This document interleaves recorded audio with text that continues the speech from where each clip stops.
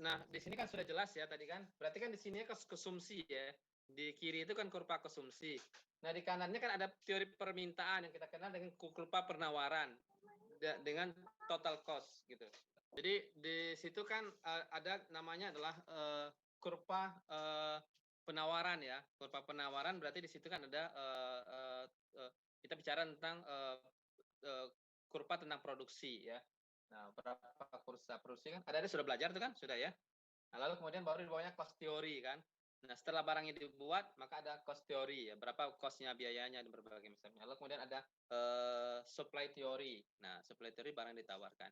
Nah, di mana ini semuanya adalah produksi kan. Di sini konsumsi, di sini produksi. Di mana ketemunya konsumen dan produsen? Ketemunya di pasar, ya kan? Maka kita kenal lah inilah teori harga kan. Jadi bicara tentang mikro itu bicara teori harga. Sampai sini paham ya? Bisa mengikuti ya? Oke? Bisa, Pak. Bisa ya. Oke, kalau begitu kita bicara tentang makro Islam. Nah, kalau ada yang sudah memahami tentang mikro ya, mikro Islam, maka kita bisa untuk membedakan antara mikro dengan makro.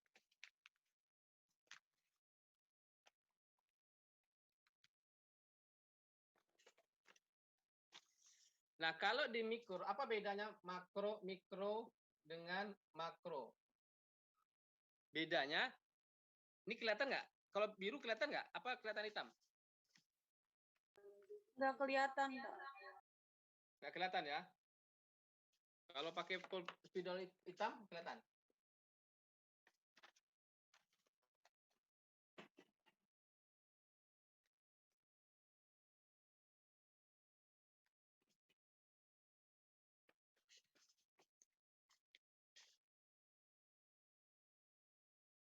Mikro dan makro. Nah, ya kan? Kelihatan? Itu kelihatan? Oke. Kelihatan tapi tidak jelas, Pak. Kelihatan tidak jelas. Ada ituin aja kali ya.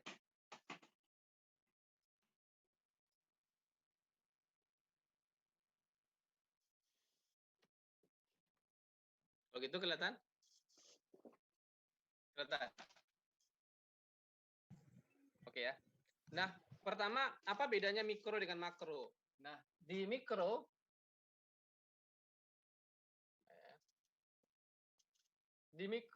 ini makro ya. Di mikro itu kita tidak hanya mengenal individu. Di sini adalah individu. Ya. Maka kita kenal lah dia hanya supply dan demand yang kita pelajari di mikro ya. Sampai sana paham? Ya. Jadi dia hanya bicara tentang ya relative price itu ya dan berbagai macamnya. Dia hanya bicara tentang price X ya, price X dengan price Y, gitu kan? Nah, jadi itu di mikro. Nah, sedangkan di makro ya itu bicaranya tentang agregat, agregat. Apa agregat itu? Agregat itu ya keseluruhan. Ya, contoh berarti di sini kita sudah bicara tentang agregat AS dengan AD, agregat supply dengan agregat demand. Nah, gitu. Jadi kita sudah bicara tentang agregat supply dan demand. Apa di situ? Ya, ada real, ya, uang, ya, supply real, ada uang dan berbagai macam. Nah, berarti kalau mikro itu bicara individu, tapi kalau makro sudah bicara agregat. Kalau di mikro hanya bicara misalnya Risda, Lulu aja misalnya, tapi kalau di makro sudah negara Lulu, negara Risda, ya, negara Nurul, dan berbagai macamnya. Sampai sana paham? Nah, lalu yang kedua, ya, di mikro kita tidak bicara tentang G, nah, no G. G itu apa? Government. Kita tidak bicara pemerintah, ya, karena di situ hanyalah individu kan. Tapi kalau di makro, G itu menjadi sangat penting. Nah, government itu menjadi sangat penting. Kenapa? Di situ ada jual, ada beli, ya, ya, melalui sistem namanya fiskal. Jadi fiskal, kebijakan fiskal. Di situ ada APBN kan, pendapatan dan belanja negara. Jadi negara itu sebagai pembeli raksasa. Ya, jadi Masya Allah luar biasa. Nah, jadi di sini di mikro no G, di makro ada G, ada government. Lalu yang ketiga, di mikro no money. Dia tidak bicara tentang uang. Ya.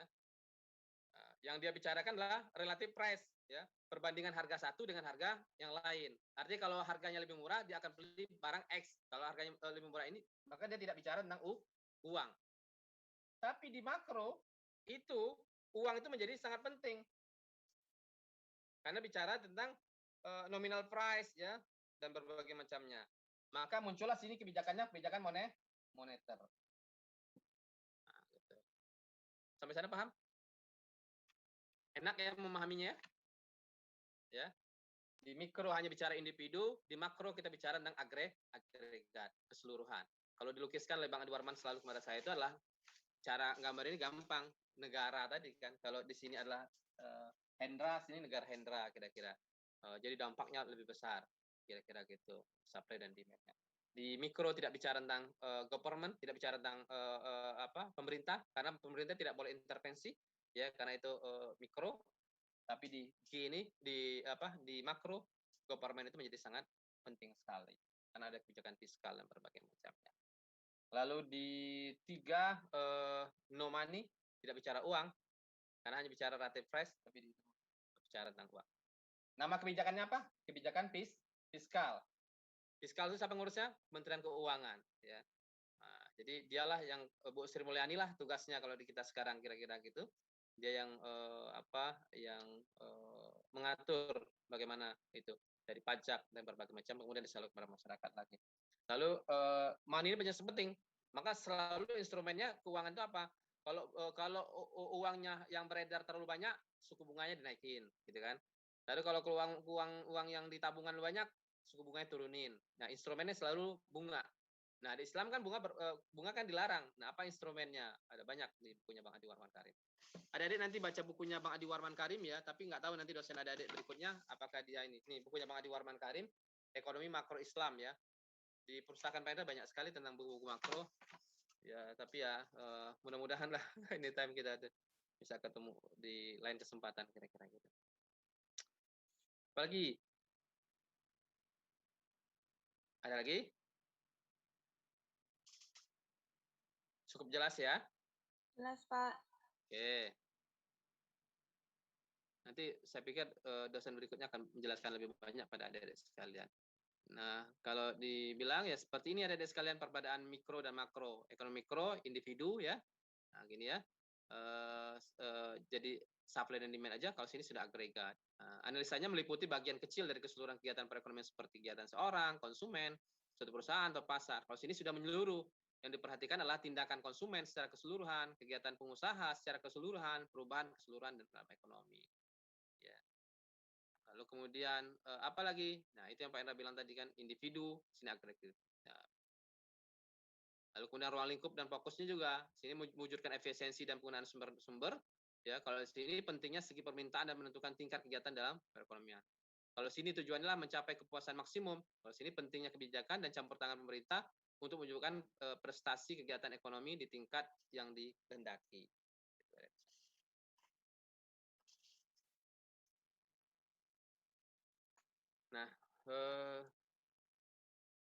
Nah, ini peran pemerintah tadi sebagai regulator ya. Kalau di sini peran pemerintah sebagai pemain langsung ya. Kalau di sini kan di mikro kan pemerintah sebagai regulator aja ya, mengatur kan. Tapi kalau di makro pemerintah sebagai pemain langsung seperti penjual, pembeli dan investor. Dengan apa tadi? Dengan APBN-nya ya. Maka kita kenal dengan ada kebijakan fiskal. Kalau sini uang, no money, but relative price dan berbagai macamnya. Kalau di sini uang itu menjadi price, nominal price menjadi kajian yang sangat penting kan, atau daya beli uang untuk sendiri dan berbagai macamnya. Maka kebijakannya memang kebijakan moneter. Nah, itulah kira-kira 3 hal yang berbeda tadi. Oke?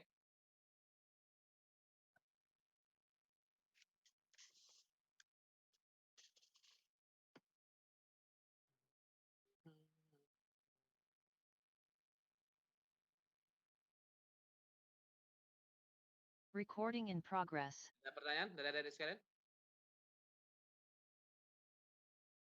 Any question for me?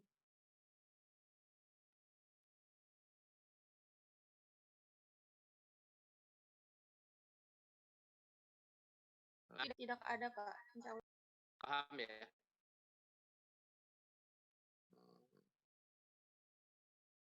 Recording stopped. Terus satu lagi lah saya tularkan juga sama adik-adik ilmunya. Ini kan caranya Bang Adi Warman kemarin menjelaskan pada saya dan asistennya. Nah, jadi begitu caranya. Jadi Bang Adi Warman selalu mempermudah kami asisten untuk menjelaskannya. Mungkin tidak ditemukan juga dengan yang lain kira-kira. Lalu yang kedua yang harus ada terima juga ilmu yang diajarkan Pak Adi Warman, Pak Hendra. Jadi padahal dasarnya makro itu cuma bicara 3 loh, Dek. Ya, dia bicara tentang APBN, ya, anggaran pendapatan belanja negara. Lalu kemudian kita bicara tentang NSM, neraca sistem moneter. Yang ketiga adalah BOP, balance of payment, ya, atau kemudian perdagangan internasional itu ya. Nah, jadi pada dasarnya di sini kan harus surplus nih kan, ya, APBN kan, pendapatan negara, pengeluaran negara, terus. Nah, ada 3 kan, surplus, lalu kemudian berimbang atau defisit kan. Kalau defisit berarti kan tekor, pendapatan pajaknya lebih kecil dibandingkan belanja negaranya kan. Nah, di Islam itu menariknya pernah sekali defisit dan setelah itu dibayar karena pada saat itu terjadi orang Islam banyak masuk, orang-orang kafir banyak masuk Islam, sedangkan salah satu pengeluarannya adalah tentu dia termasuk mustahik zakat dan berbagai macamnya, sehingga setelah Fathul Makkah dibayar, setelah itu nyaris tidak pernah terjadi defisit anggaran. Nah, itulah dilakukan oleh orang yang jujur, yang amanah dengan sistem yang bagus. Lalu yang kedua adalah NSM, neraca sistem moneter, ya. Jualan kita ke luar negeri, masuklah di sini ada rupiah, ada uang luar negeri dan berbagai macamnya. Begitu saja terus ya NSM. Maka neraca moneternya juga harus surplus mestinya kan kira-kira gitu, cadangan devisanya. Lalu sini BOP, balance payment, ini perdagangan internasional. Misalnya kalau kita belanja ke luar negeri, berarti kan sini dolar kita berkurang dong, ya kan? Kalau kita jualan ke luar negeri, maka dolar kita masuk lagi gitu. Nah, 3 itu. Jadi perdagangannya juga harus surplus juga kan. Nah, 3 inilah harus surplus nih, ya kan? APBN-nya harus surplus, lalu kemudian NSM neraca sistem moneternya juga harus surplus, lalu perdagangan internasional juga harus surplus. Kalau itu surplus, maka sebuah negara dianggap bagus. Nah, sekarang adik-adik tinggal lihat aja lah Indonesia kira-kira. APBN kita defisit, ya, neraca sistem moneter kita saya nggak tahu juga kira-kira. Lalu kemudian perdagangan gitu. Nah, ini menjadi sangat penting. Jadi untuk mengukur sebuah negara dilihat daripada 3 inilah kira-kira. Ada lagi?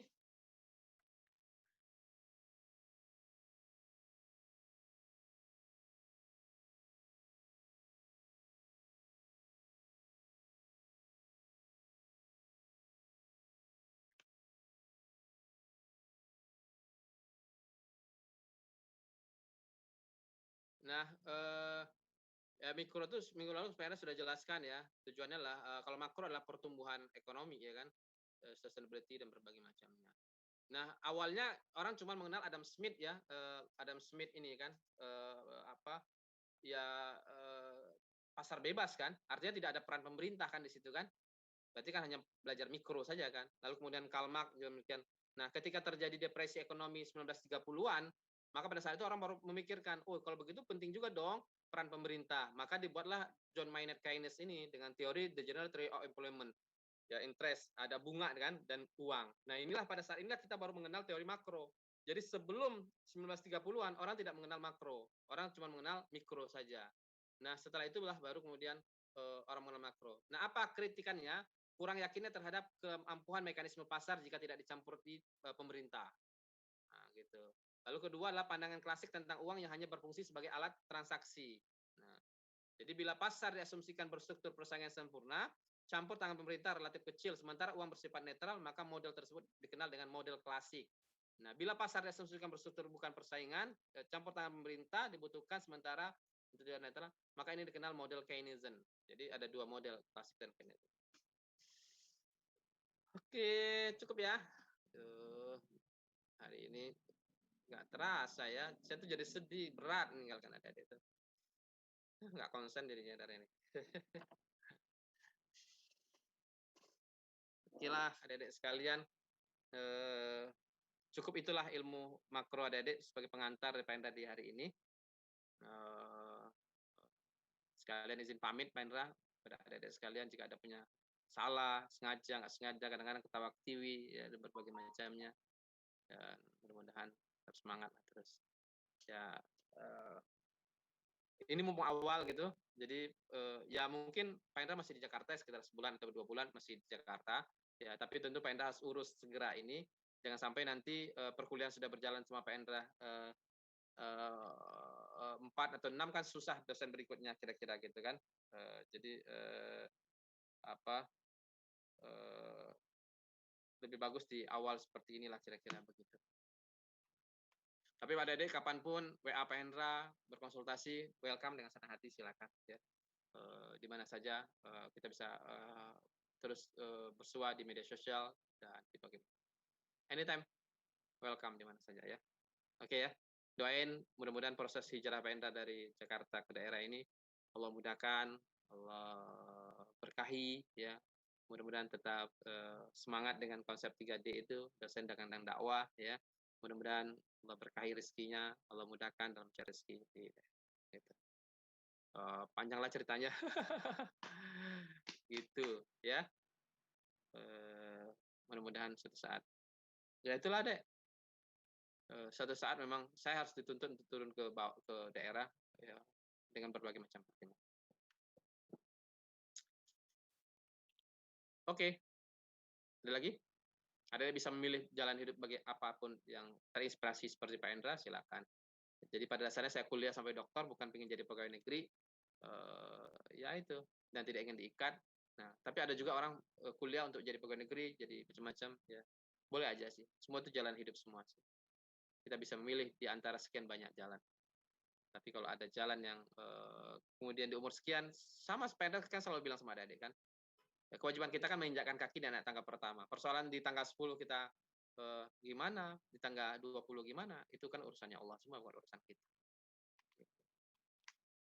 Ada pertanyaan?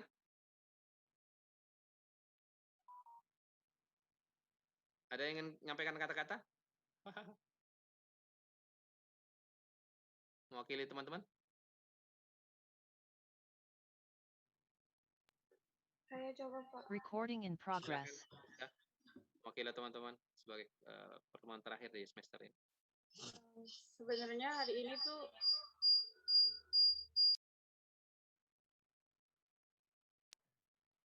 kita pasti terkejut semua ya Pak mendengar kabar dari Bapak ini, karena cukup mendadak juga, tiba-tiba kok ada berita pindah gini ya.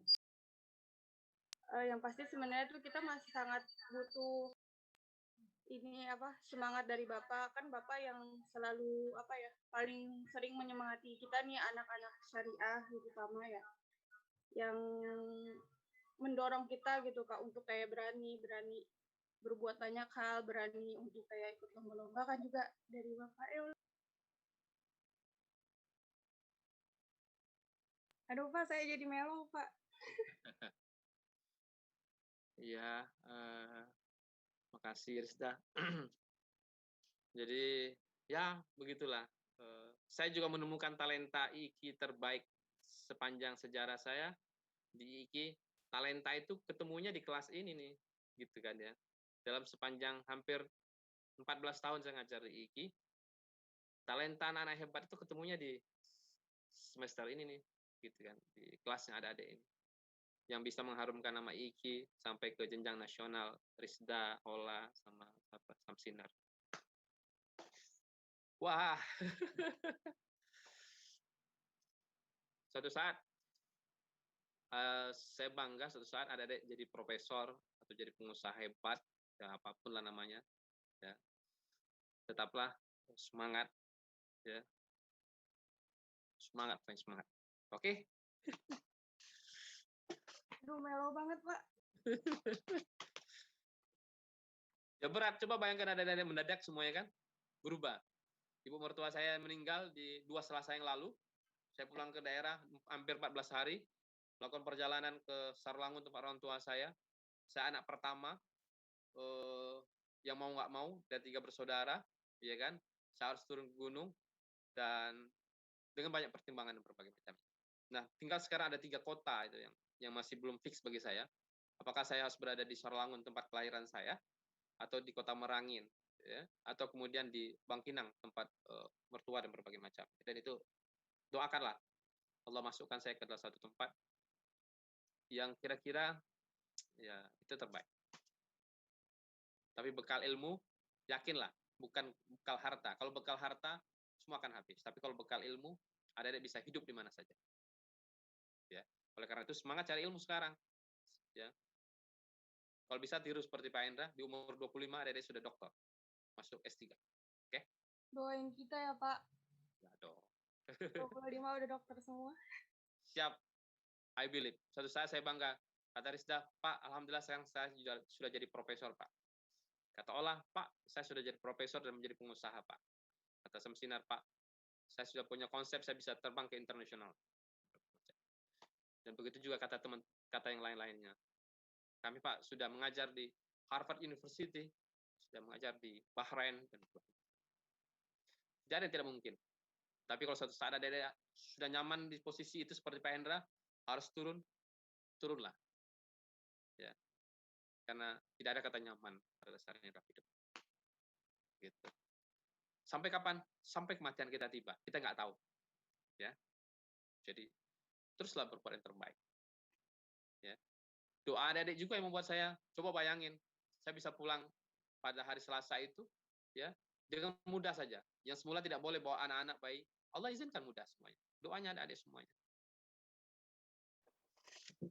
Semula saya sudah bikin silabusnya, tapi karena ini saya sudah permas sebenarnya sih, ya silabusnya, tapi karena adik-adik ini adalah akan diasuh lebih lanjut oleh dosen lain, ya berarti adik-adik menggunakan punyanya Pak Safat aja lah nanti ya. Ini yang punya Pak Indra itu, ya hari ini sebentar pengantar kuliah, lalu sejarah makro. Nah saya pikir yang punya Pak Safat kemarin kan sudah Pak Indra lihat kan ya.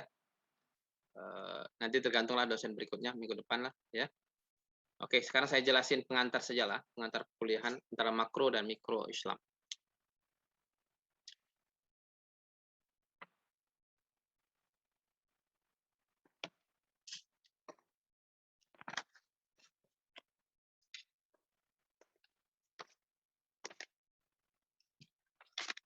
Kalau mikro adik-adik sudah pernah belajar?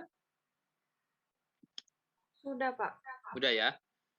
Bagi saya mikro itu, nah ini makro ya, ini mikro ya. Sudah tahu kalau gini kurva gini nih, sudah tahu ya? Kita bicara mikro Islam. Ada yang bisa menjelaskan nih? Hah? Tidak, Pak. Bisa jelasin adik-adik sekalian ya. Adik-adik sekalian rahmatullah. Kalau kita bicara tentang mikro misalnya ya, itu kan berawal dari namanya adalah kurva permintaan. Ya, kurva apa adik-adik sekalian? Papan tulis saya jelas nggak ya? Jelas ya. Kurva permintaan. Jadi inilah garis utility kan. Jadi orang itu kan selalu ingin meningkatkan utility-nya kan. Ya, ingin meningkatkan apa deh? Utility, kepuasannya. Kepuasan 1, pingin 2, 2 pingin 3 terus ya. Orang selalu ingin meningkatkan kepuasannya. Nah, dikenal dengan utility teori permintaan gitu ya. Tapi ingat ya, permintaan itu, keinginan orang itu dibatasi oleh namanya budget line. Nih, itu anggaran. Kalau orang punya pendapatan 1 juta, bisa nggak dia konsumsi untuk 2 juta? Nggak bisa. Ya. Kalau dia bisa konsumsi 2 juta, tapi dengan catatan dia ngutang. Ya. Nyambung ya? Nah, gitu. Lalu